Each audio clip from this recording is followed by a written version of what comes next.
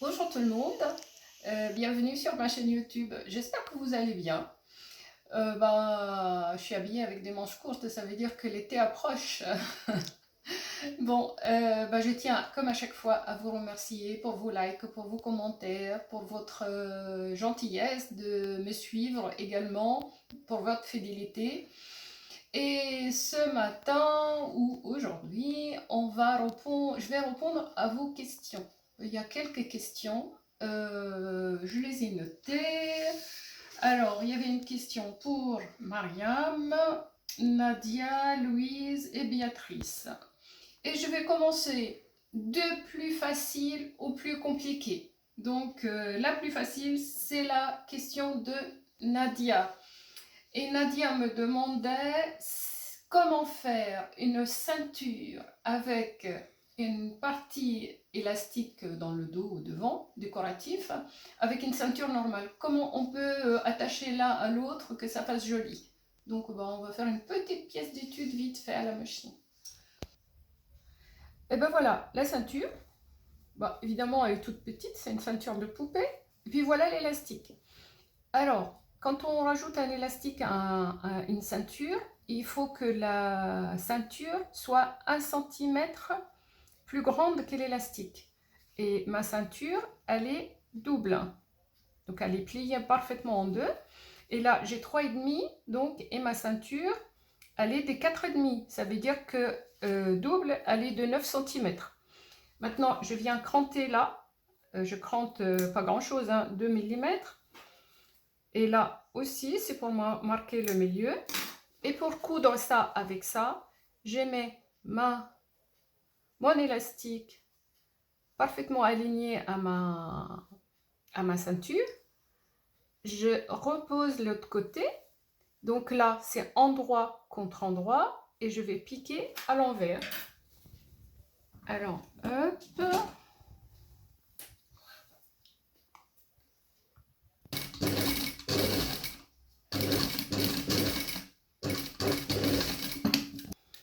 Voilà, c'est piqué.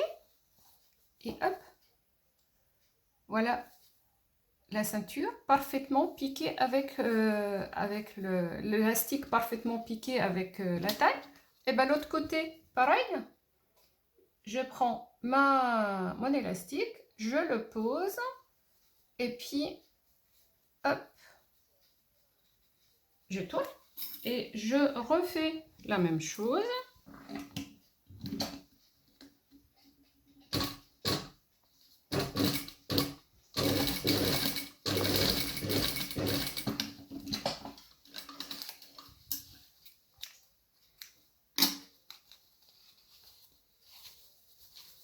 Et voilà la ceinture positionnée entre les deux côtés de la ceinture. Maintenant, moi, ma ceinture, je n'ai pas un vêtement si petit, mais pour continuer ma démo, je peux la couper en deux. Pas vous, mais moi, oui, parce que... voilà. Maintenant, j'ai mon pantalon ou mon vêtement sur lequel je vais poser ça. Alors, comment faire? Voilà la valeur de couture. Ici, il y a une valeur de couture de 1 cm, ici aussi, et là aussi. Donc, je vais poser ma ceinture sur la taille. Je vais piquer là. Évidemment, là, on a plus de tissu que l'élastique, parce que l'élastique, hop, voilà, on va dire que c'est ça. Donc, je vais marquer ça et ça. Voilà, par exemple, les distances. Donc, on va piquer là, et je reviens pour vous dire comment piquer l'élastique après. Voilà, j'ai piqué de là à là et j'ai piqué de là à là. Maintenant, l'élastique, il faudra le piquer. Quand je fais ça, ma valeur de couture, elle va vers le bas. Et si la valeur de couture côté élastique, elle va vers le bas, comment je vais coudre? Je ne peux pas. Donc, je suis obligée de venir avec beaucoup de prudence, cranter là et cranter là. Et cette partie-là, il faut qu'elle soit au préalable surfilée. Parce que si je peux surfiler ça, les trois ensemble, là, cette partie-là, il faut qu'elle soit déjà surfilé à l'avance. Donc, je fais ça, je mets mes 2 valeurs de couture là vers le bas et je viens mettre celle-là vers le haut. Et comme je mets celle-là vers le haut, je vais l'épingler avec l'élastique et c'est là que je vais venir piquer l'élastique au bord. Alors, hop,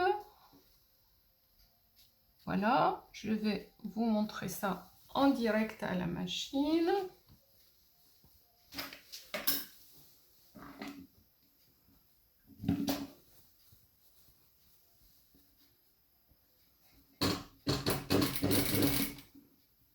Je ne fais pas de marche arrière, hein, c'est une pièce d'étude. Vous ferez votre marche arrière pour stopper.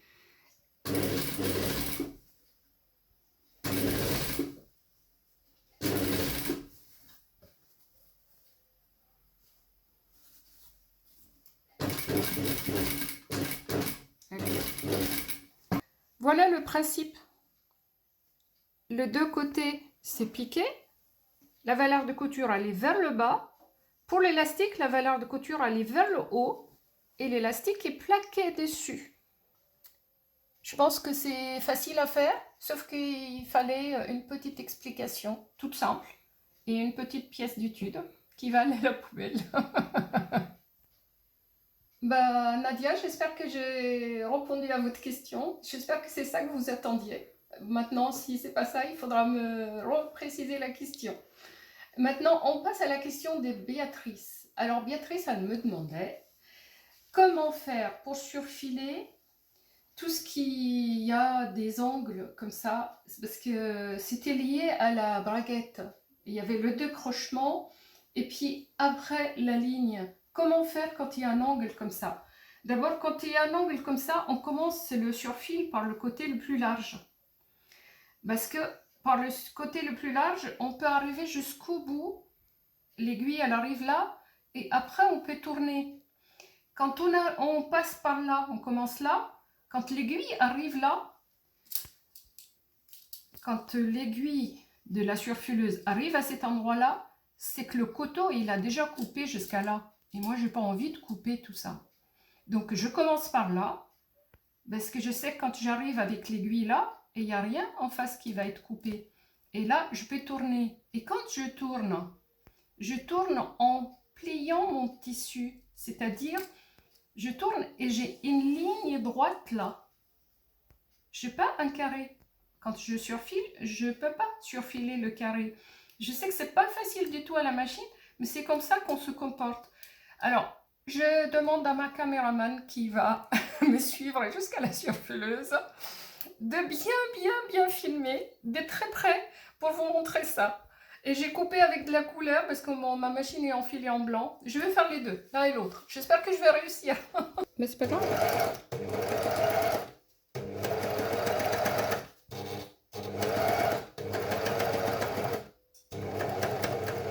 Là, le coteau a fini, mais l'aiguille continue. J'ai encore des points que je vais faire à la main. Voilà, dernier point. L'aiguille, elle est en dehors des tissus. Maintenant, je lève le pied, je tourne mon tissu, je plie, je fais ma ligne droite. Hop.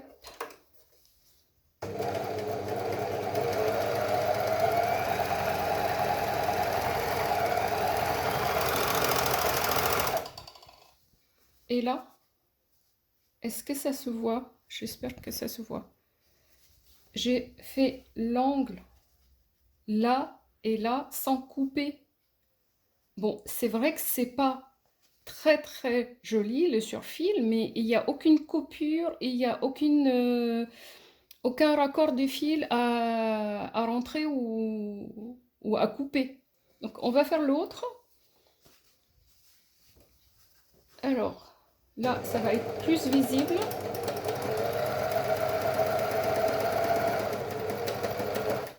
Là, le coteau a fini. Et hop, je vais jusqu'au bout. Jusqu'à ce que l'aiguille sorte du tissu. Voilà, l'aiguille est sortie. Je lève les pieds. Je tourne. Et je fais ma ligne droite devant la machine.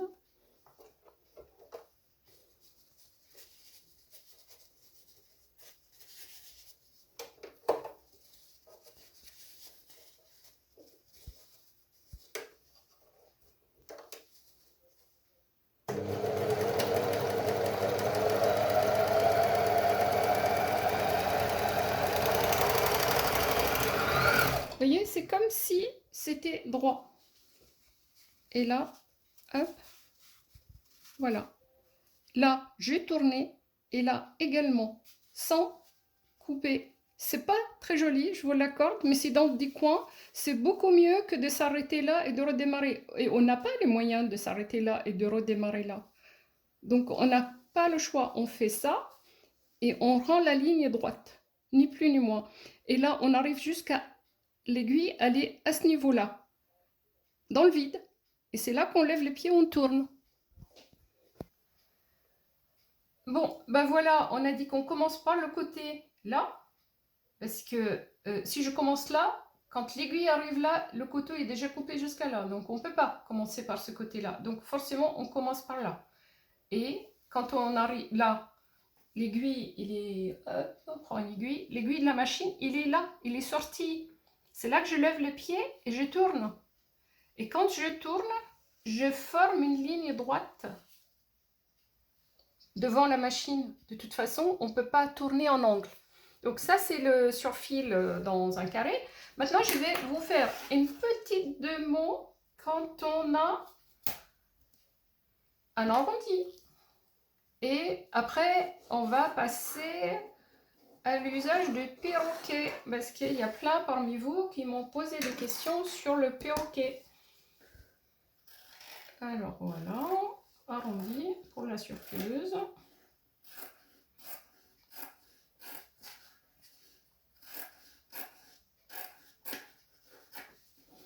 Alors, les surfileuses industrielles, comme ma machine plate industrielle, ils en ont une genouillère, c'est-à-dire, je descends le pied là, et à côté de mon genou, il y a une manette que je lève avec le genou, et elle lève les pieds.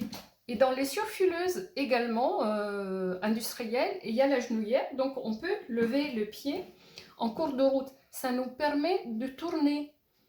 Que là, il faut qu'on lève les pieds à chaque fois pour tourner. Donc on prend notre temps quand on fait des arrondis, sinon c'est complètement loupé et on pique dans le vide. Alors, c'est parti sur la surfileuse familiale. J'ai pas d'industriel de toute façon.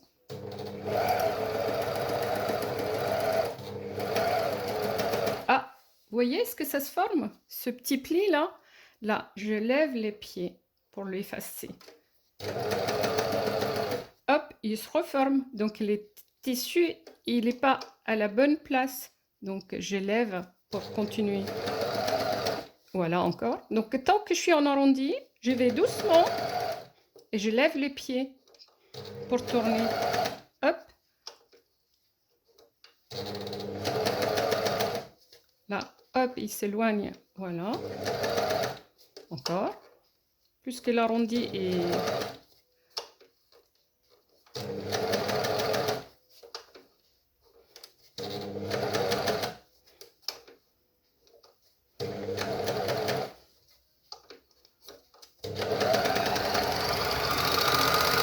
Donc, j'ai redressé tout le long le pied de la machine et pour avancer, pour faire mon arrondi correctement. Inutile de vous dire que je déteste les machines familiales. Bon, c'est pas vrai que je déteste les... Eh ben, c'est ma caméraman qui bug, c'est pas ma surfileuse, c'est moins grave que sur la surfileuse. Je les déteste pas, les machines familiales, mais c'est vrai qu'ils ont moins de compétences qu'une industrielle. Et heureusement qu'elles existent parce qu'on peut apprendre à coudre, à commencer l'apprentissage en douceur quand même avec une machine familiale. Eh bien, Béatrice, j'espère que j'ai répondu à votre question. Maintenant, je vais passer à une question qui a été répétée par beaucoup de monde. Comment utiliser le perroquet? Le perroquet, heureusement qu'on l'a. Hein. Je vais vous montrer plein de cas de figure dans lesquels on utilise le perroquet. Et après, vous comprendrez que c'est à vous de trouver la courbe sur le perroquet et sur le papier ou sur le tissu qui correspond à vos besoins. Donc là, je vais vous donner quelques exemples. Là, j'ai une poche. Ça, c'est mon patronage. Il est en tissu, mais c'est pas grave. Mais je ne lui fais pas cette coupe-là. Je la fais droite là, parce que je vais la faire dans la couture et puis je vais la fixer jusqu'en bas. Et j'ai fait ça au carré, mais cette partie-là, j'ai envie de l'arrondir. J'ai envie de l'arrondir entre ce point-là et la ligne là. Alors, je viens positionner mon perroquet entre les deux. Alors, est-ce que...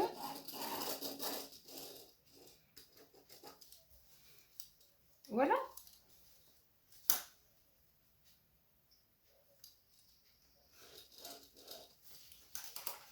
Voilà ma ligne avec le perroquet. Donc, il m'aide à faire le lien entre deux lignes. Mais je vois très bien que là, mon angle n'est pas joli. Alors bon, c'est rien pour le perroquet. Allez, hop.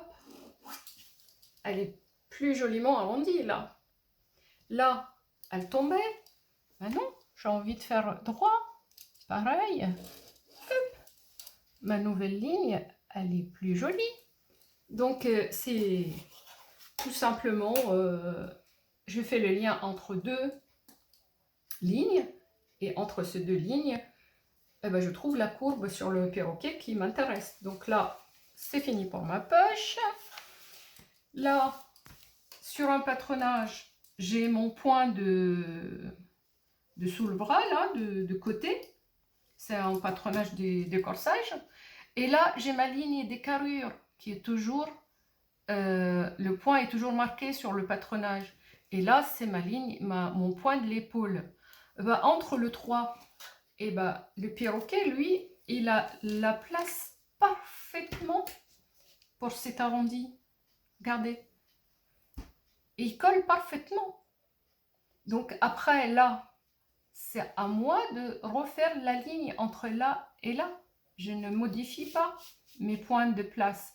Donc pour cette partie-là, c'est là. Et puis de là à là, c'est moi qui change mon perroquet de place.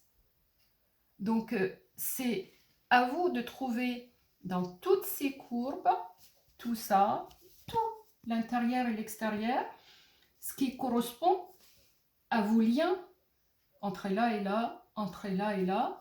L'encolure, pareil. Et il trouve sa courbe à un moment ou à un autre sur le perroquet. Donc, si il ne se trouve pas en un seul morceau, il se trouve en deux. Regardez, ça peut être là. Donc, on le place et le déplace comme on veut pour trouver les courbes qui nous intéressent là-dessus. En tout cas, il y a tout là-dedans. Excepté les fourches de pantalon. Et les fourches de pantalon, il faut acheter un pistolet. Et le pistolet, il a vraiment la fourche devant et arrière du pantalon. Et là, c'est toutes les autres courbes. Maintenant, les manches. Quand je fais une manche, quand je développe une manche,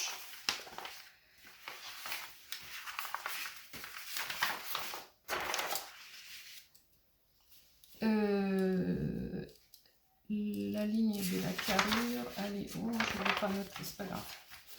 La première partie, là, mon perroquet est dans ce sens-là. Voilà. De là à là, on est dans ce sens-là. Maintenant, la tête des manches, il change complètement de position. Hein. Et là, il s'adapte parfaitement. Donc, et pareil de l'autre côté, mon perroquet, il est dans ce sens-là jusqu'à la ligne de la carrure, qui doit être par là ou par là. Et après, mon perroquet, il change de sens pour venir là. Et là, il a parfaitement sa place. Donc, c'est à vous de trouver où est-ce qu'il peut se placer pour vous rendre le service que vous voulez. Il a toutes les courbes. Elles sont jolies quand elles sont faites par le perroquet.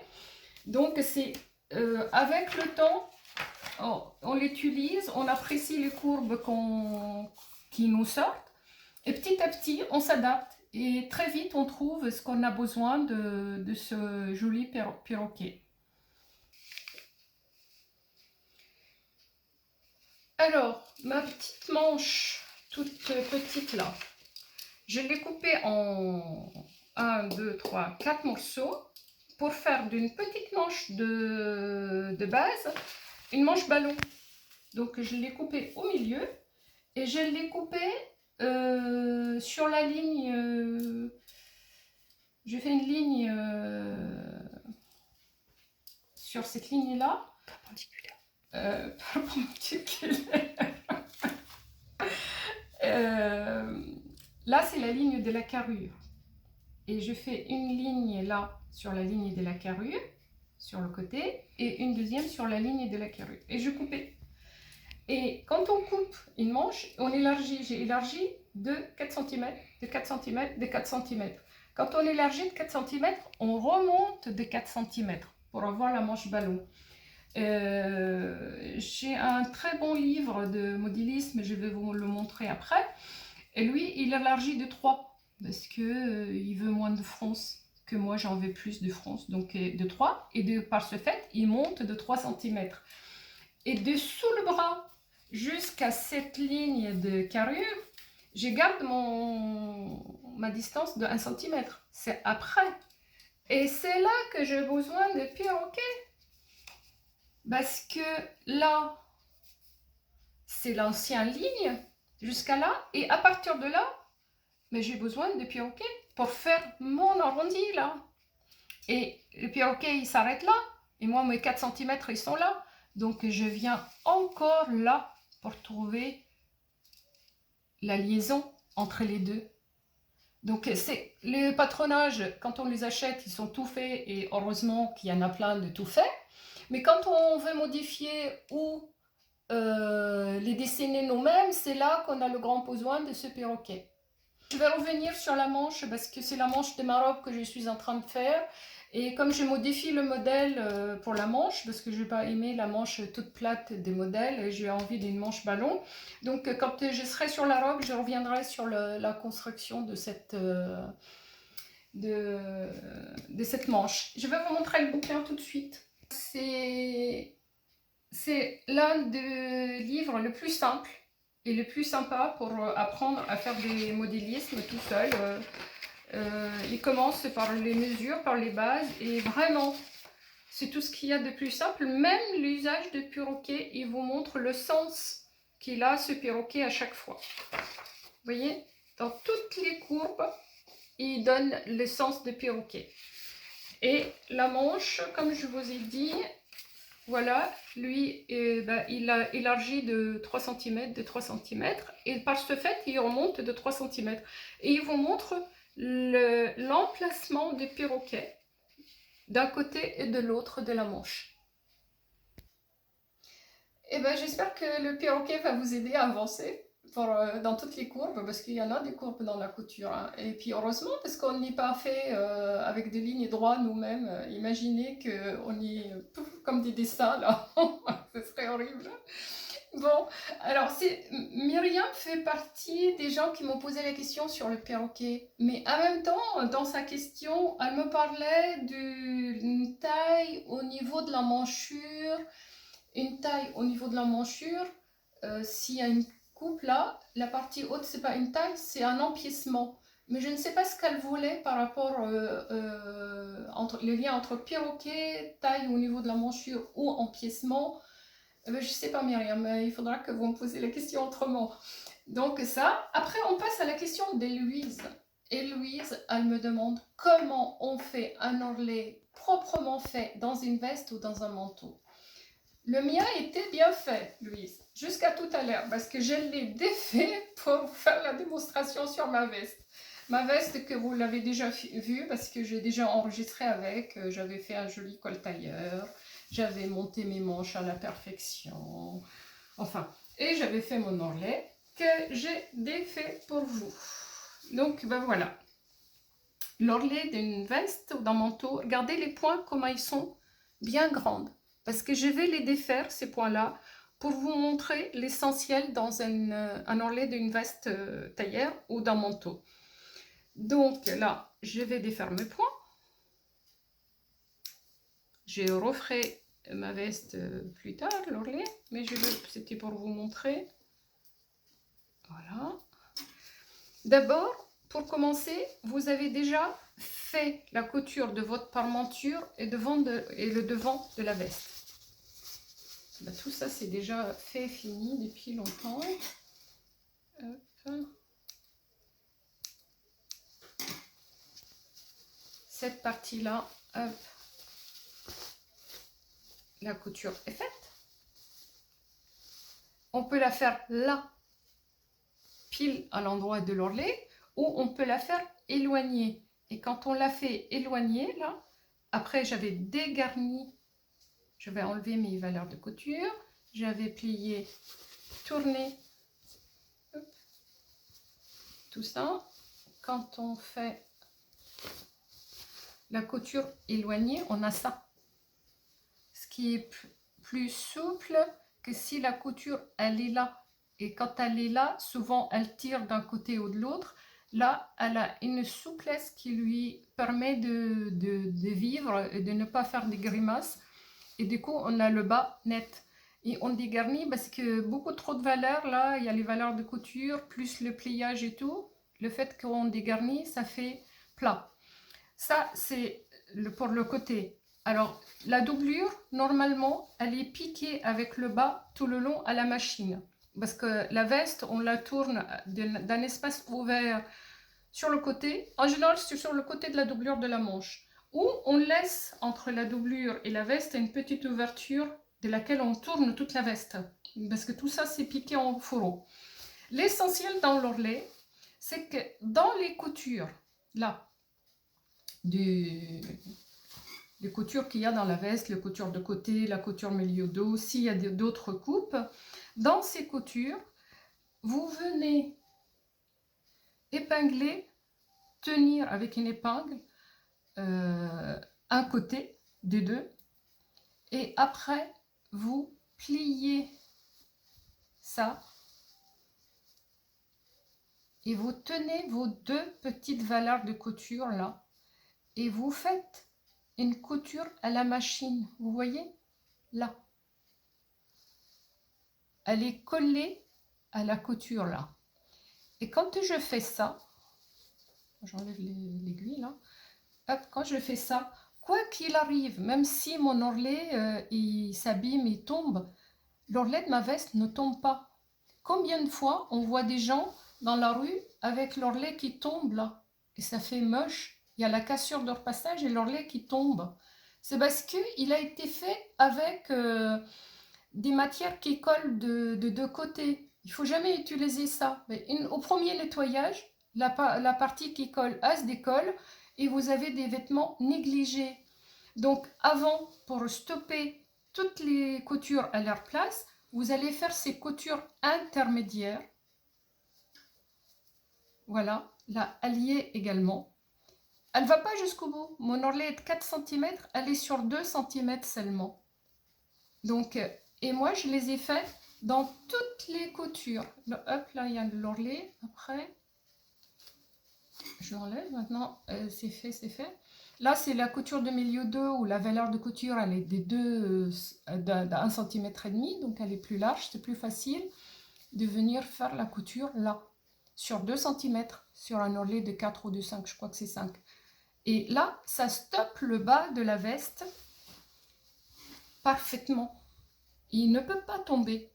Même si je ne fais pas mes points là, mais il faut absolument les faire, ça reste net. Maintenant, quand vous avez fait ça, vous venez repasser et vous posez le fer là. Erreur. Jamais on pose le fer là. Dans une veste ou dans un manteau, on repasse en posant le fer juste là, juste sur le bord. Parce que quand vous passez le fer là, avec l'épaisseur des tissus, vous avez la marque de votre ourlet là. Et c'est moche. Une veste, il n'y a aucune marque. Il faut que ce soit net là. Après, une fois qu'on a fait tout ça, on a piqué la doublure à l'intérieur avec l'ourlet à la machine tout le long. Hop, là, on va supposer que la doublure est piquée à la machine. Voilà. Je veux venir épingler là. Épingler là. Alors, imaginons que ça c'est piqué à la machine, la veste et la doublure, ça y est, l'ourlet n'est pas encore fait à la main, mais par contre j'ai stoppé toutes mes coutures. À l'intérieur, j'ai fait mes petites coutures intermédiaires pour bloquer mon ourlet. Maintenant, c'est piqué à la machine, ma veste, elle n'est pas encore tournée complètement, je tourne. Et comme j'ai épinglé, tout reste à sa place. Là, l'épingle il me tient la veste, là, l'épingle me tient l'ourlet, et c'est là que je vais venir faire un point sur l'ourlet par là et un point sur la veste, un point sur l'ourlet, un point sur la veste, celle que j'ai défait tout à l'heure devant vous. Des points larges. L'autre côté, j'ai pas défait. Je vais vous le montrer comment ils sont larges les points. Hop. Regardez les points. C'est large et c'est souple. Parce que dès qu'on serre ces points-là, ça marque à l'extérieur. Donc, il faut que c'est presque 1,5 cm entre chaque point ou 2 cm entre le point ou l'autre. Et il ne faut pas que ça soit rapproché, il ne faut pas que ça soit serré. Pour qu'il y ait un ourlet qui ne marque pas sur le devant de la veste. Maintenant, vous vous rendez compte, j'ai charcuté ma veste pour vous. J'ai gagné, je vais refaire mon ourlet. Là, c'était une vidéo très très longue, donc c'est le mot de la fin. Et ben, je vous souhaite des excellents travaux de couture. J'espère que l'ourlet des vestes et tailleurs ou des manteaux n'a plus aucun secret pour vous. J'espère que c'est parlant pour vous ce que je vous raconte, parce que c'est que des techniques tout le temps. Et ben, je vous embrasse, je vous souhaite une excellente journée et ben, à très vite dans une prochaine vidéo.